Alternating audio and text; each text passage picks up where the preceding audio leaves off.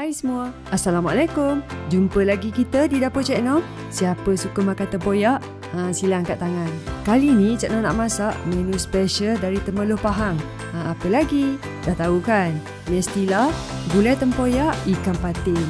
Tak ada guna bawang, cuma tempoyak, kunyit dan juga cili padi. Tapi rasa kuahnya tu tetap pekat memikat.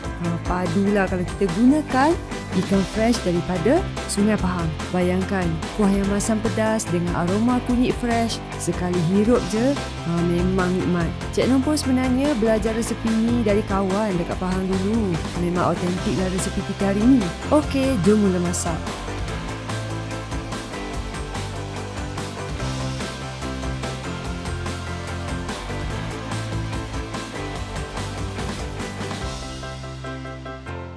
Mula-mula Cik Nom nak tunjuk ikan patin kita hari ni. Cik Nom pun beli online je dekat Shopee dari Laziz Official Store. Ikan patin ni dihantar frozen tapi kualiti dia memang macam fresh. Dah bersih siap proses, bila masak pun tak ada bau hanyir atau bau tanah tu. Katanya ikan patin ni dibela dalam sangkar tepi Sungai Pahang. Sebab tu lah kot sedap kan. Tapi ni konten bukan sponsor. Memang Cik Nom suka makan ikan patin. Sebelum masak, basuh dulu ikan ni dengan perahan jus limau nipis. Kita bilas dengan air bersih. Sebelum tu gosok-gosok lembut lah supaya hilang semua lendir. Baru kuah nanti tak hanyir. Dan lepas cuci tu, kita toskan. Cik Nom nak basuh kat sinki je ni. Sekarang kita siapkan bahan-bahan untuk kuah. Ambil kunyit hidup dalam 2 ke 3 ketul, saiz sederhana. Kupas kulit, basuh bersih-bersih. Dan potong kasar supaya senanglah nak kisar nanti. Ambil juga cili padi dalam 15 ke 20 tangkai, ikutlah nak pedas mana. Tangkai ni boleh cabut siap-siap, atau kalau nak biar tangkai tu konon petua tak nak sakit perut kan, bolehlah biar sikit. Tempoyak Cik Nom guna daripada durian D24.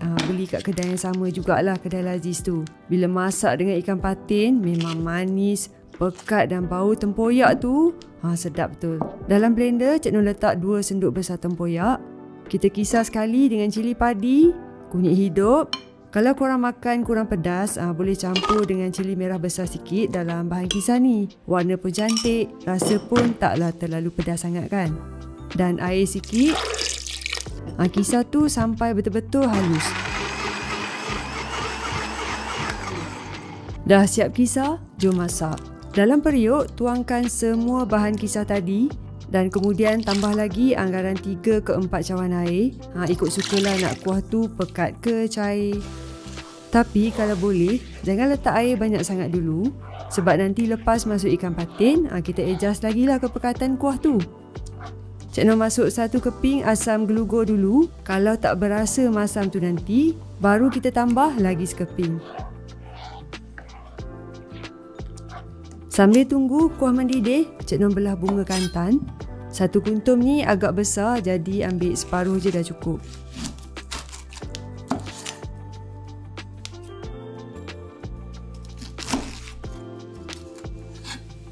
Dan juga ambil segenggam daun kesum. Lepas tu kita gunting ataupun trim, ambil daun je. Batang yang keras jangan ambil.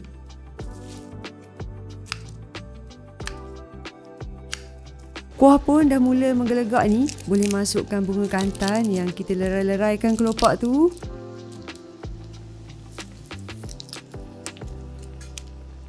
Kemudian kacau perlahan-lahan dan biarlah sampai aroma tu naik sebati dengan kuah. Dan kalau kuah nampak pekat sangat, boleh tambah sikit lagi air. Kalau nak pekat, tambah lagi tempoyak. Soalannya, bilakah masa yang sesuai untuk masuk ikan? Jawapannya, kita kena tunggu sampai kuah tu betul-betul mendidih, barulah masuk ikan. Jangan masuk awal-awal masa kuah tu sejuk lagi. Nanti ikan kita mudah hancur dan rasa pun kurang sedap lah. Ada orang kata boleh rasa hanyir pun. Dah mendidih elok pun, boleh susut ikan patin perlahan-lahan masuk dalam kuah. Tips Cik Nom, kalau nak isi ikan patin ni kekal cantik dan lembut, tak hancur, siramkan je kuah yang panas-panas tu perlahan atas ikan. Kalau nak alih pun perlahan-lahan je. Biarkan masak dengan api sederhana sampai ikan tu betul-betul masak lah. Ikan patin ni banyak lemak dan lembut. Senang hancur kalau kita ganas sangat mengacau tu. Bila dah mendidih, ikan pun dah mula nak masak. Bolehlah kita masukkan daun kesum yang dah digunting tadi. Biar naik aroma daun kesum pula.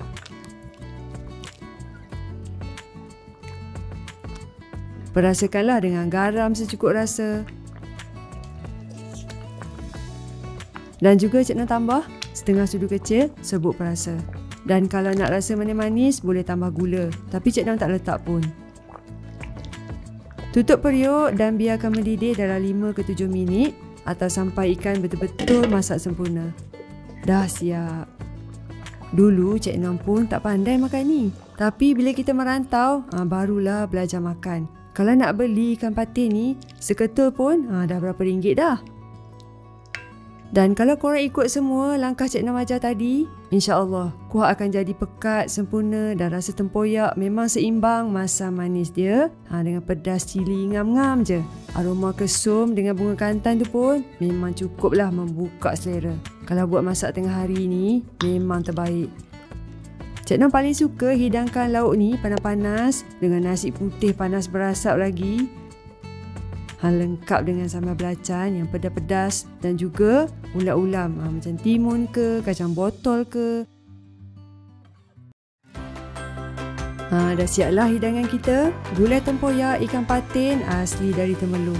Okey, Cik Noh harap anda semua cuba sendiri masak dekat rumah. Jangan takut. Dan kita boleh adjust lah ikut selera masing-masing. Selamat mencuba semua. Jumpa lagi dalam resepi yang akan datang. Bye!